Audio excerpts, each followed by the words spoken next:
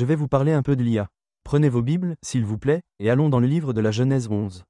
Je vais commencer là. Dans la Genèse 11, nous avons une histoire que je pense nous connaissons tous. Certains critiques disent, c'était juste une allégorie, mais je crois que c'est réel. À l'époque, toute la terre avait une seule langue et un seul discours. Et il arriva qu'en voyageant depuis l'Est, ils trouvèrent une plaine dans le pays de Shinar. Et ils s'y installèrent, et ils se dirent l'un à l'autre, venez, faisons des briques et cuisons-les soigneusement. Ils avaient de la brique pour pierre, et ils avaient du bitume pour mortier. Ils dirent, venez, construisons-nous une ville et une tour dont le sommet est dans les cieux. Faisons-nous un nom pour nous-mêmes. Pourquoi voulaient-ils construire une tour dont le sommet atteindrait les cieux? Eh bien, Dieu leur avait dit de se disperser à travers le monde, d'être féconds, d'aller et de se multiplier. Il avait dit qu'il ne noierait plus jamais le monde. Mais peut-être qu'ils pensaient que nous pourrions avoir besoin de nous sauver nous-mêmes. Nous pouvons courir vers cette tour. Ils ne sont pas intéressés à se faire un nom pour Dieu. Ils veulent se faire un nom pour eux-mêmes. Ils ont dit, regardez, nous avons une nouvelle découverte. La brique et le bitume. Savez-vous qu'avec la brique et le béton ou le mortier, on peut construire très haut? Avec de la brique cuite, cela supporte une quantité de poids incroyable. On ne sait pas à quelle hauteur ils sont arrivés, mais ça a été loin. Il est dit, mais le Seigneur descendit pour voir la ville et la tour que les fils des hommes avaient bâtie. Donc ils avaient construit quelque chose et le Seigneur a dit, en effet, le peuple est un, et ils ont une seule langue, et c'est ce qu'ils commencent à faire. Maintenant, rien de ce qu'ils se proposeront de faire ne leur sera impossible. Un principe très important sur lequel je veux m'arrêter un instant. Dieu a créé l'homme, il nous a dotés d'une certaine capacité naturelle. Dieu n'interrompt pas toujours le cours de l'homme. Il laisse la cause et l'effet se dérouler. Et une grande partie de la souffrance et des choses que vous voyez dans le monde aujourd'hui, c'est parce que Dieu est un Dieu aimant. Il donne la liberté et nous permet de penser, de prendre des décisions et de faire des inventions pour le bien ou pour le mal. Rien de ce qu'ils tenteront de faire maintenant ne leur sera impossible. Venez, descendons, un autre exemple de la Trinité ici. Descendons et confondons leur langage, afin qu'ils ne se comprennent pas l'un l'autre. Le Seigneur les a donc dispersés sur toute la face de la terre et ils ont cessé de bâtir la ville. Eh bien, nous vivons à une époque où le monde se rassemble à nouveau pour se faire un nom pour nous-mêmes et nous construisons une tour. Et l'homme a des connaissances. On dirait que nous tendons la main vers cet arbre interdit pour avoir des connaissances que nous ne sommes pas censés avoir, et ça explose dans toutes les directions. Dieu a confondu les langues du monde à l'époque afin qu'ils se dispersent. Eh bien, nous nous sommes plutôt bien dispersés, mais même pendant que je prêche en ce moment, j'espère que ça marche, nous avons l'intelligence artificielle qui traduit ce que je dis environ 15 secondes après que j'ai parlé. Si vous allez sur le site de Granit Bale-Top, ne le faites pas pendant que je prêche, c'est traduit en espagnol et en russe avec ma voix. Et bientôt, Amazing Fact va reproduire tous nos programmes dans les 7 langues principales du monde. C'est presque comme si Babel était inversé. Et c'est une bonne chose. Cette technologie est bonne, elle permet de faire passer le message. Mais il peut y avoir un côté sombre à cette technologie. Je veux en parler un peu. Je pense que la prophétie a quelque chose à nous dire à ce sujet. Maintenant, avant d'aller plus loin, je voulais juste que vous remarquiez quelque chose que vous savez probablement déjà, il semble que la fiction finit par devenir réalité. La science-fiction devient réalité. Est-ce que quelqu'un ici se souvient de Dick Tracy? Je pensais que c'était la chose la plus cool au monde quand j'étais enfant. Je lisais ses bandes dessinées et il y avait une montre Talkie-Walkie. Et je me suis dit, c'est cool, mais ça n'arrivera jamais. Et puis il y avait les Jetsons. Et les Jetsons, ils pouvaient faire des appels vidéo sur leur montre. Juste avant que je vienne prêcher, j'étais là-bas avec Karen et notre fils m'a envoyé un message et sa photo est apparue sur ma montre. C'est incroyable. Tout cela était de la science-fiction. Il y a plus de 55 ans, Arthur C. Clarke a travaillé à la publication d'un livre qui est devenu un film classique appelé 2001, L'Odyssée de l'espace, où des astronautes sur un navire ont un ordinateur IA nommé HAL. HAL prend le contrôle du navire, tue la plupart des astronautes et le dernier astronaute menace de débrancher HAL. Et nous avons tous ri en pensant, non, l'homme est devenu comme nous. Maintenant, rien ne leur sera impossible de ce qu'ils se sont proposés de faire. Alors, peut-être une définition de ce qu'est l'IA ou l'apprentissage automatique. L'intelligence artificielle et l'IA. C'est un vaste domaine de l'informatique axé sur la création de machines qui peuvent accomplir des tâches et nécessitent généralement l'intelligence humaine. L'apprentissage automatique, c'est un peu différent, c'est un sous-ensemble de l'IA qui se concentre sur le fait de permettre aux ordinateurs d'apprendre à partir de données sans programmation explicite pour améliorer leur performance avec le temps. Maintenant, j'ai quelques graphiques que je veux vous montrer rapidement. C'est la loi de Moore. La loi de Moore était une théorie qui s'est avérée vraie. Chaque année, les transistors doubleraient. Je pense que c'était peut-être tous les 2 ans que les transistors doubleraient de taille. Les transistors sont ce qui est utilisé dans les micropuces. Et vous pouvez voir que cela s'est avéré vrai. Le montant, vous savez ce qu'est la croissance exponentielle. C'est simplement 1 et 1 font 2. 2 et 2 font 4. 4 et 4 font 8. 8 et 8 font 16. Et vous continuez sur environ 30 chiffres et vous êtes dans les milliards. Vous voyez ce que je veux dire? Et c'est ce qui s'est passé avec la technologie des transistors. Montrez-moi la prochaine image de transistor. À gauche, vous avez des transistors. Les transistors sont dans chaque ordinateur. Ce qu'ils font, c'est qu'ils commutent les informations. Ça les décompose en 0 et en 1, mais ils utilisent ça pour faire des calculs en disant oui ou non, juste ou faux. Et grâce à ces informations, ils peuvent traiter toutes sortes d'équations et de questions. Vous regardez 7 transistors à gauche et 50 milliards à droite. Ce disque qui est tenu là, les transistors sont si petits qu'ils ont à peu près la taille de l'ADN. Ils construisent des transistors maintenant à un niveau presque atomique. Et les ordinateurs, ils sont d'une rapidité incroyable. Regardez la courbe de croissance exponentielle de l'IA en 2012 et vous pouvez voir qu'ils avaient des choses comme AlexNet et AlphaGo, l'architecture transformée, et vous savez, aucune des entreprises d'IA ne pouvait obtenir d'argent pour investir dans son développement parce que les gens disaient « Ah, c'est dans des années ». Mais ensuite l'argent a commencé à arriver et après ChatGPT, ça a explosé et ça part en orbite. La trajectoire et les choses qui vont être utilisées par l'IA. Maintenant, je veux prendre une minute et juste dire que l'IA n'est pas le diable. C'est une technologie. Chaque technologie, vous savez, quand les téléviseurs sont apparus, les gens ont dit que c'était du diable. Eh bien, vous pouviez montrer des amazing facts ou vous pouviez montrer des feuilletons. Ils seraient du diable. Vous pouviez, vous savez, la radio est apparue, ils ont dit que c'était du diable. Eh bien, vous pouvez, vous savez, écouter la Bible ou vous pouvez écouter du rock and roll. La presse a imprimé, les gens ont dit que cette technologie était du diable, vous savez. Certains des scribes de la Bible d'origine, quand les presses à imprimer sont apparues, ils ont dit « Dieu ne peut pas parler à travers une Bible imprimée par une machine », et ils pensaient que ces Bibles étaient des Bibles de machine plutôt que d'être écrites à la main par des scribes. Eh bien, vous et moi rions de ça maintenant. Vous pouvez avoir une Bible imprimée, vous pouvez avoir un mauvais magazine imprimé. C'est une technologie, vous voyez ce que je veux dire ? L'IA est une technologie. Mais au fil de l'histoire, nous voyons que quelle que soit la technologie qui est développée, les gens veulent l'utiliser pour le bien, parce que les humains ne sont pas toujours bons, nous trouvons un moyen de l'utiliser pour le mal. L'énergie nucléaire atomique, c'est merveilleux. Les sous-marins peuvent rester sous l'eau pendant des années, mais vous pouvez aussi faire sauter une ville. Donc, il y a de bonnes choses que vous pouvez faire avec l'IA, et je vais prendre un moment pour parler de certaines d'entre elles. Et d'ailleurs, Larry Ellison, le fondateur d'Oracle, a dit que l'IA est la découverte la plus importante de l'histoire de l'humanité. Vous pouvez l'utiliser pour le médical. Ils sont en train de faire des implants de la colonne vertébrale qui aident les personnes paralysées à marcher. Ils ont une IA qui aide à analyser quelle pourrait être la maladie d'une personne. Et non seulement elle prescrit le bon médicament, mais elle va aussi analyser votre génome pour découvrir, en fonction de votre constitution génétique, elle prescrira spécifiquement votre traitement. Et ce peut être un médicament spécifique pour un type de cancer particulier. Vous pouvez aller chez le médecin et faire une radiographie de votre rein et ils compareront votre radiographie de rein à des millions d'autres en quelques secondes et ils peuvent dire, sur la base de tous les autres diagnostics, sur la base de ces images, voici quel est votre problème. Et c'est incroyablement efficace. Vous savez, ils font de la chirurgie robotique maintenant où un médecin est dans une pièce. Il peut même être dans un autre pays et, en utilisant Internet, il opère une machine appelée le Da Vinci, et il regarde à travers une caméra vidéo et il fait des incisions sur une personne qui est dans un autre pays et opère et retire son cerveau ou quelque chose comme ça. C'est vrai, il y a une pénurie d'enseignants, vous savez, ils ont de plus en plus d'élèves maintenant qui utilisent des ordinateurs pour apprendre et discuter.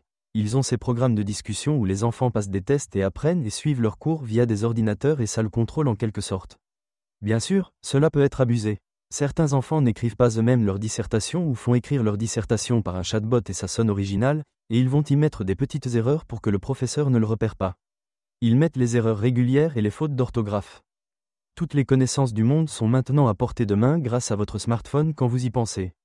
Et c'est merveilleux, ils ont des robots qui font tout maintenant. Ils ont des voitures autonomes et des avions et des drones qui volent seuls. Karen et moi étions à Miami il n'y a pas si longtemps, nous traversions la rue en centre-ville. J'ai vu un robot arriver dans la rue.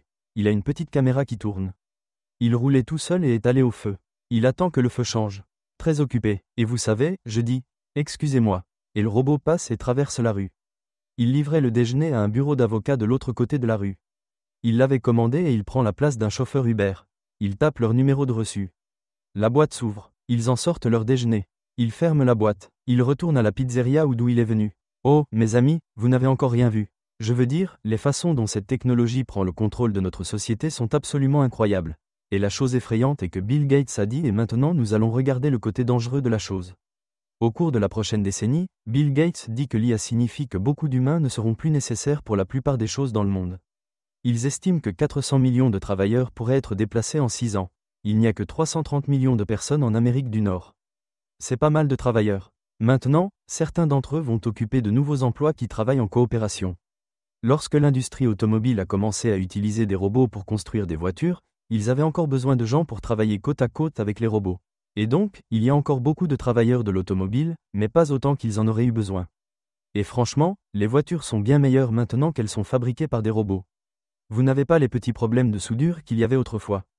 Et les coutures sont parfaites. C'est incroyable la technologie et la précision que les machines peuvent utiliser. Mais il y a quelques dangers. Cité du Vatican, le 10 mai. Quelle est la date? Ma montre est toujours en train d'enregistrer. Le 17. Ce n'est pas si loin. Le pape Léon XIV a été récemment intronisé. Savez-vous quelle a été la première chose qui est sortie de ses lèvres quand on lui a demandé « Quelle est votre priorité ?» Le pape a répondu « Identifier l'intelligence artificielle est l'une des questions les plus critiques auxquelles l'humanité est confrontée. » Vers la fin de son pontificat, le pape François est devenu de plus en plus ouvert sur les menaces que l'IA fait peser sur l'humanité et il a appelé à un traité international pour la réglementer. Dans une interview avec NPR, Elon Musk a dit « Je pense que les gens devraient vraiment s'en préoccuper. Je ne cesse de sonner l'alarme. » En 2015, Musk, beaucoup d'entre eux sont cachés, mes amis. Vous savez juste qu'il est à la pointe de cette technologie. Il dit qu'en 2015, il a écrit une lettre avertissant des risques d'une course aux armements de l'IA. Musk a investi dans un projet conçu pour rendre l'IA une technologie ouverte. Il a peur qu'un pays, vous savez, la possède et l'utilise comme une arme. Il veut l'empêcher d'être contrôlé par une seule entreprise. Plus tôt cette année dans Vanity Fair, il a publié un long article sur la croisade de Musk pour arrêter l'apocalypse de l'IA.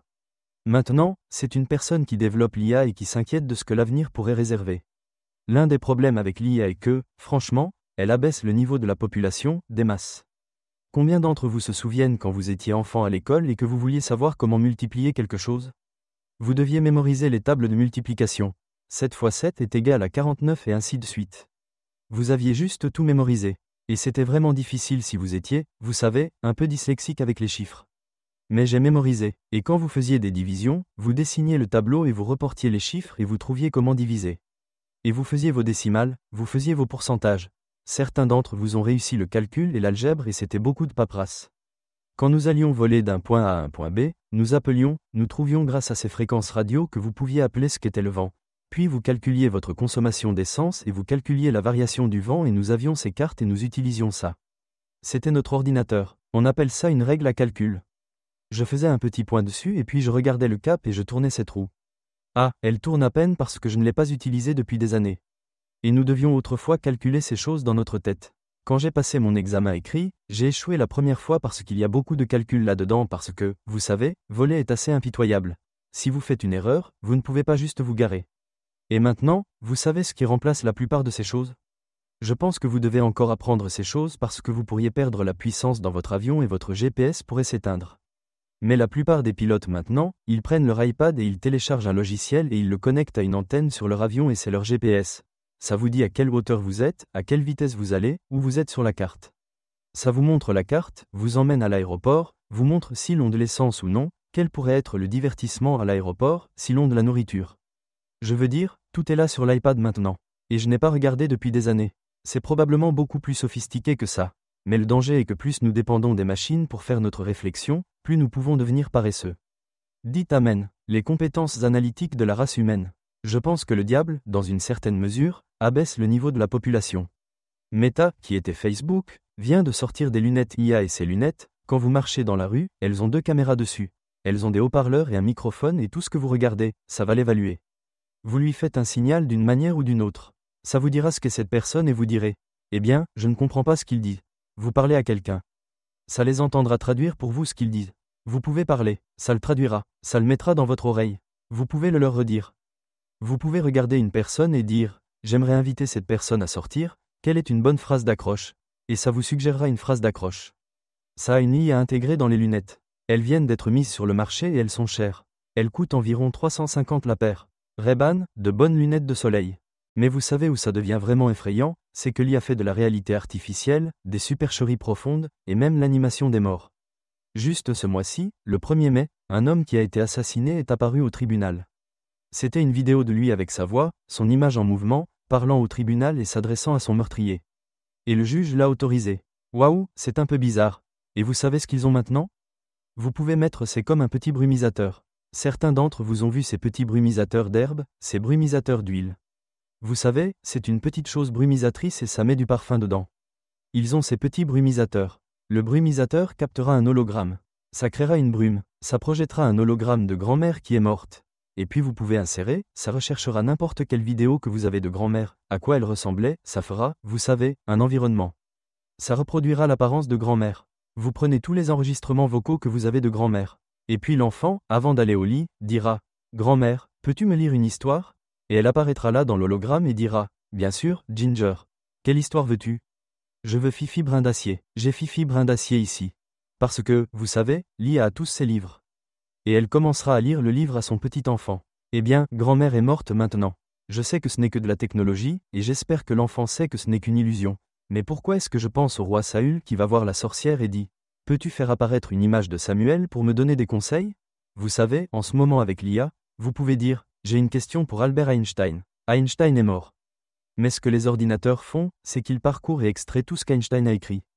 Et vous dites « Je veux obtenir plus d'informations d'Einstein sur cette théorie de l'espace et du temps ou autre. » Et vous entendrez Albert Einstein parler avec sa voix et vous donner une réponse.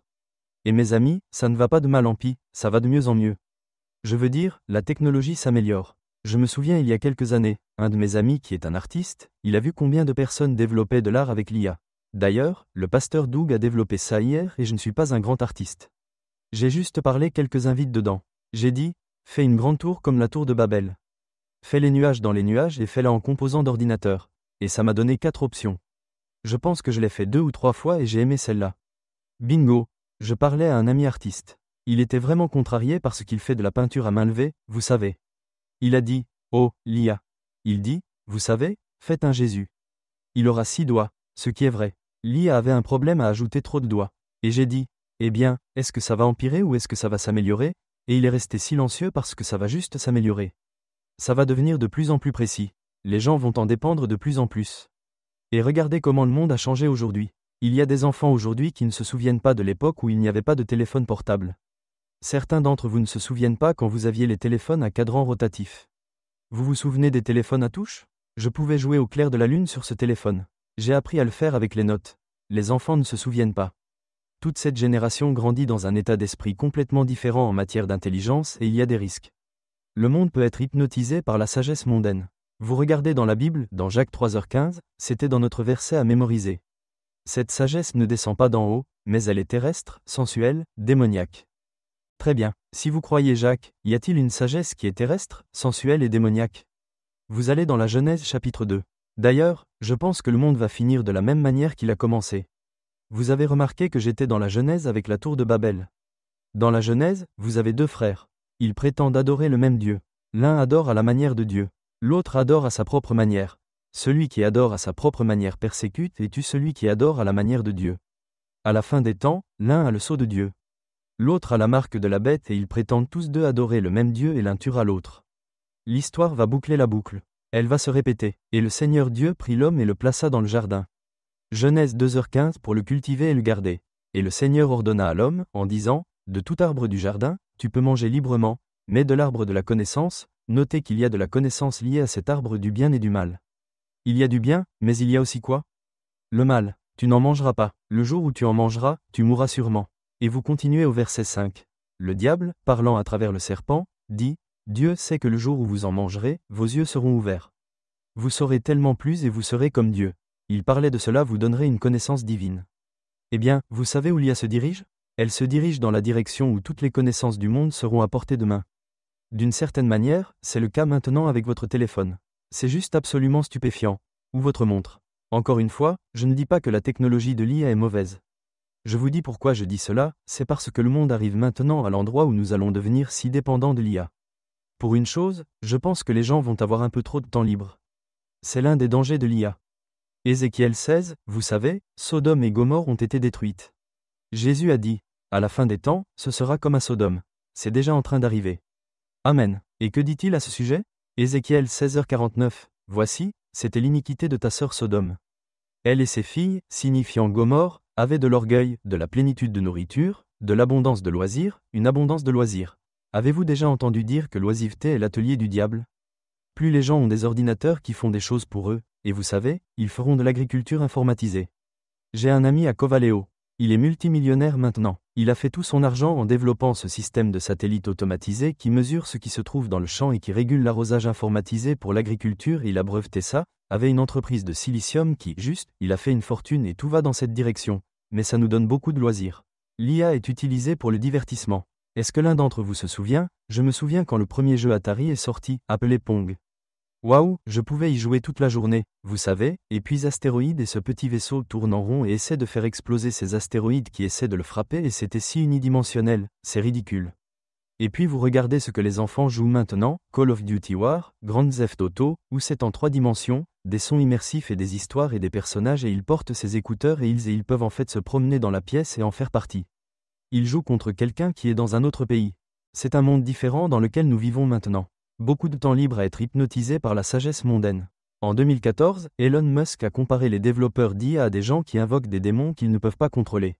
Maintenant, c'est un gars qui, vous savez, il utilise cette technologie, mais il dit, je peux voir où ça va et ça va faire des choses merveilleuses pour les hôpitaux, pour les transports, pour la recherche et la médecine, pour l'éducation, il y a tellement d'opportunités merveilleuses, mais c'est un arbre du bien et du mal. Qui était-ce? Francis Bacon qui a dit que la connaissance est le pouvoir, Thomas Jefferson et beaucoup de nos documents fondateurs, il le cite quand il a fondé une université près de Monticello. La connaissance est le pouvoir. Ce que l'IA fait, c'est prendre toutes les connaissances de l'humanité que l'on peut trouver en ligne et les mettre à portée de main et elle peut les analyser et les trier et ces outils sont puissants. Vous pouvez lire dans l'Ecclésiaste 1h13.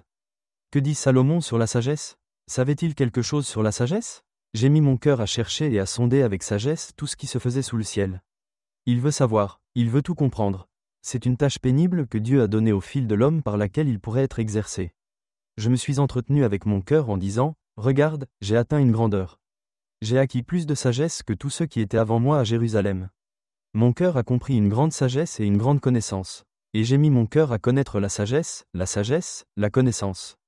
Notez l'accent ici, et à connaître la folie et la stupidité. Et j'ai perçu que cela aussi est une saisie de vent. Car en beaucoup de sagesse et beaucoup de chagrin, et celui qui augmente la connaissance augmente le chagrin. Eh bien, à mesure que ce monde augmente la connaissance dans les derniers jours, cela peut se transformer en chagrin.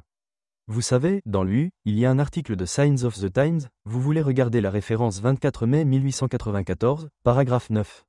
Ce n'est pas une chose étrange de trouver une espèce de raffinement et de manifestation de grandeur intellectuelle dans la vie et le caractère de ceux qui sont inspirés par des anges déchus. Ils peuvent être raffinés, sophistiqués, dignes et diaboliques. Satan peut donner des connaissances scientifiques et donner aux hommes des chapitres sur la philosophie. Il connaît bien l'histoire, immergé dans la sagesse mondaine. Je ne pense pas que le Seigneur soit derrière tout ce qui se passe avec l'IA. Je pense qu'il y a beaucoup de pouvoir ici. Je l'utilise. Il y a beaucoup de bons outils, mais il y a des dangers, mes amis. 1 Corinthiens 18, le message de la croix est une folie pour ceux qui périssent, mais pour nous qui sommes sauvés, c'est la puissance de Dieu. Car il est écrit, je détruirai la sagesse des sages et je réduirai à rien l'intelligence des prudents. Où est le sage?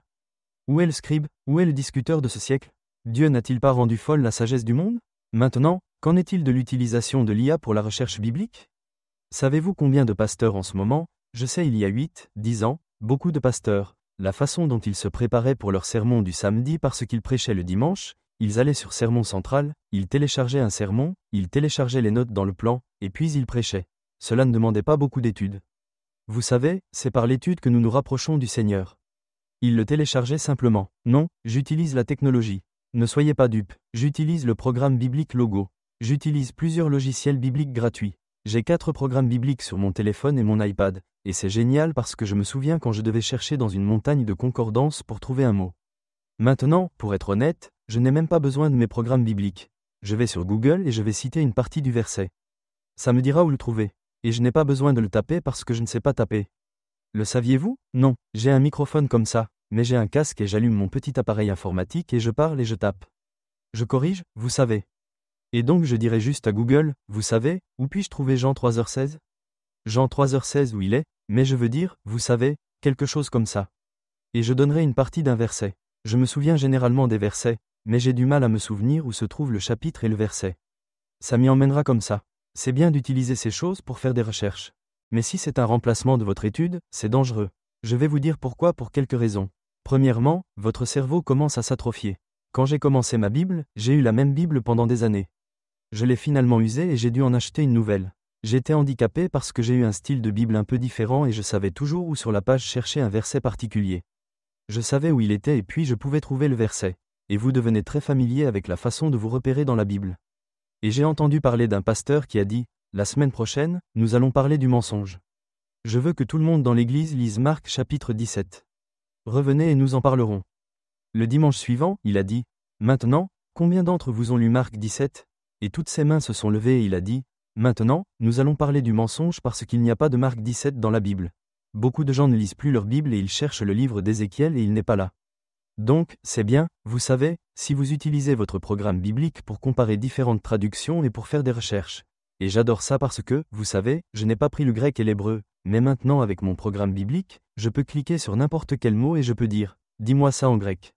Dis-le en hébreu. Quelle est la définition en grec ? J'ai appris beaucoup de grec et d'hébreu au cours des 10 dernières années grâce à ces outils. Donc c'est génial. Mais en préparant ce sermon, je ne suis pas allé sur ChatGPT et j'ai dit, fais-moi un sermon sur les dangers de l'IA. Savez-vous que ça le fera ? Beaucoup de pasteurs font ça maintenant. Ils vont sur ChatGPT et ils disent, j'aimerais un sermon en 5 points sur le baptême.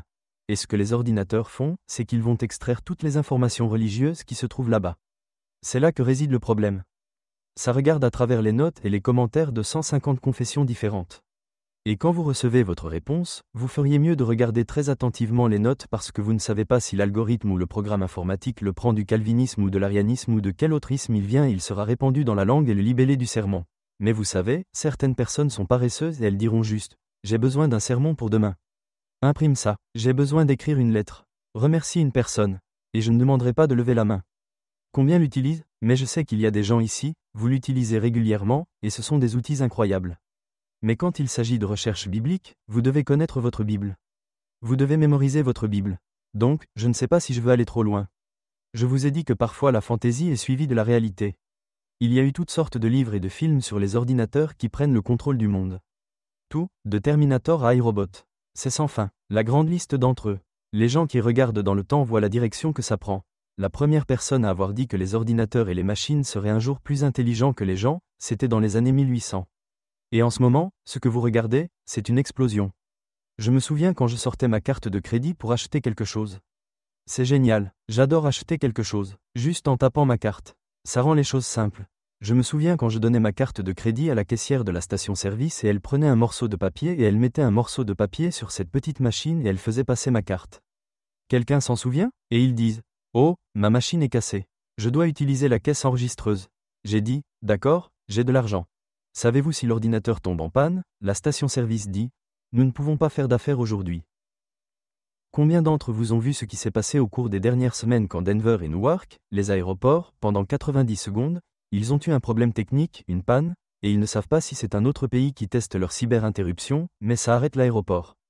Je pense que le monde va arriver à un point si le temps dure. C'est ce que je voulais que vous remarquiez.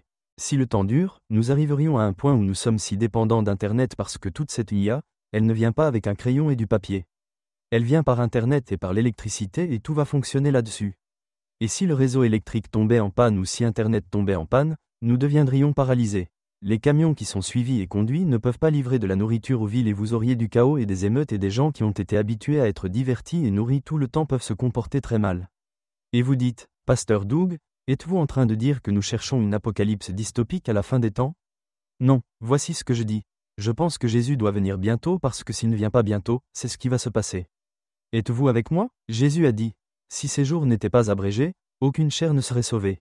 Jésus dit-il, je viens dans un monde où c'est une panne totale et tout le monde est paralysé parce que les ordinateurs sont morts et que personne ne savait plus quoi faire. Non, il ne dit pas ça. Que dit-il ? Quand je reviens. Et je l'ai pour vous ici. Vous le trouverez dans Matthieu. Eh bien, je vais lire dans Luc 17h26. Comme il en fut au jour de Noé, il en sera de même au jour où le Fils de l'homme viendra. Ils mangeaient et ils buvaient. Ils se mariaient. Vous savez, on ne se marie pas à moins de prévoir un avenir. Et ils étaient donnés en mariage jusqu'au jour où Noé entra dans l'arche et le déluge vint et les détruisit tous. Ils ont été surpris. La vie continuait comme d'habitude. Et ça les a pris par surprise. De même, comme il en fut au jour de l'eau, ils mangeaient, ils buvaient, ils achetaient, ils vendaient, ils plantaient, ils construisaient. Vous ne plantez pas si vous ne pensez pas avoir un avenir. Vous ne construisez pas si vous ne pensez pas avoir un avenir. Tout ce qu'ils font ici, ils pensent qu'ils ont l'avenir devant eux. Donc, si le monde actuel continue de la même manière, que se passerait-il si Jésus ne venait pas ? Vous vous souvenez de l'histoire dans Daniel chapitre 4 où le roi Nebuchadnezzar a son rêve d'un arbre et Daniel les avertit qu'à cause de votre orgueil, Babylone était à l'apogée du monde et est passé de la tour de Babel à Nebuchadnezzar et il était un roi brillant. Vous vous souvenez, c'est lui qui a interrogé Daniel, Shadrach, Messar et Abednego. Et il dit qu'ils étaient 10 fois plus sages. C'était un roi brillant. Daniel a dit, « Humilie-toi ou tu seras abattu. Un esprit hautain précède la chute. Un esprit hautain précède la chute. » Et le Seigneur dit au diable, « Comment tu es tombé du ciel ?» Et le roi de Tyr, « Tu penses que tu es plus sage que Daniel. » C'est une prophétie sur le diable. Nebuchadnezzar marche sur le balcon de son palais et il regarde le soleil se coucher sur ce royaume doré majestueux et il dit, « N'est-ce pas la grande Babylone que j'ai construite avec mon pouvoir, ma sagesse, mon génie ?» Une parole est venue du ciel et Dieu a dit, « Ta gloire t'est enlevée et tu vas te prosterner comme une bête. » Et en quelques instants, il est passé du roi du monde à un animal brutal à 4 pattes mangeant de l'herbe. C'est ce qui arriverait au monde si Jésus ne venait pas.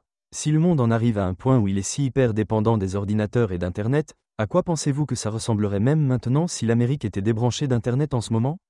Combien d'entre vous ça causerait des problèmes? Pouvez-vous toujours conduire une voiture Tesla sans Internet? Et si le courant est coupé, que se passe-t-il? C'est pourquoi je pense que Jésus doit venir bientôt. Parce que vous savez, si nous sommes entourés par le chaos et les ténèbres et cet apocalypse, vous savez, qui a traversé le monde et des meutes de chiens rôdent et des gens avec des armes et vous savez, ces images de Mad Max que les gens ont de l'avenir. Si ça en arrive là, tout le monde va penser que Jésus doit venir maintenant.